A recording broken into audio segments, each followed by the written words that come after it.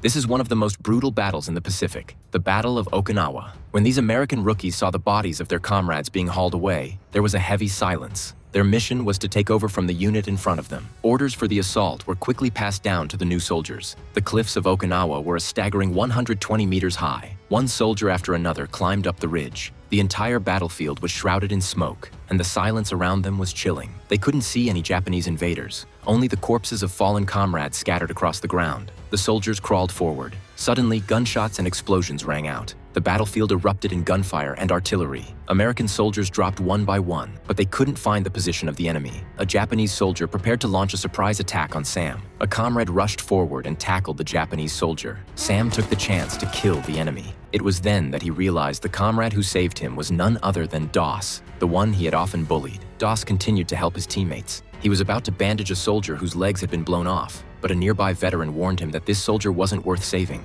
I've got kids! Please don't leave me! I ain't going anywhere!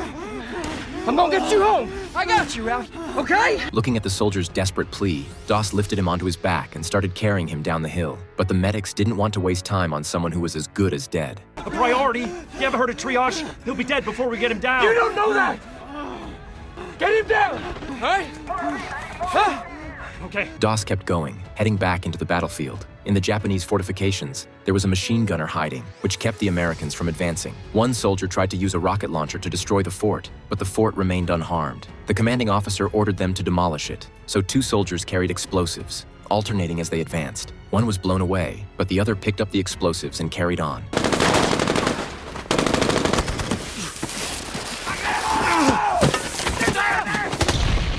The entire fort was leveled to the ground, and they broke through the Japanese defenses. When the fighting stopped, the American soldiers began clearing the battlefield and rotating for rest. But Doss couldn't stop. There were still so many wounded waiting for him to save. The next morning, thousands of Japanese soldiers launched an attack on the Americans. The Japanese death squads emerged from tunnels, catching the Americans off guard, forcing them to retreat. As his comrades covered the retreat, Sam was shot by a stray bullet. Doss threw him over his shoulder and sprinted across the battlefield. But when he reached the cliff, Sam had already stopped breathing. At that moment, the hill seemed like hell itself. Many of Doss's comrades didn't even make it to the cliff's edge. Doss didn't know what to do next. Then he heard the cries of his comrades calling for help. In that instant, his eyes were filled with determination. While his comrades had retreated to safety, he disregarded his own life and walked alone toward the battlefield, under fire from all directions.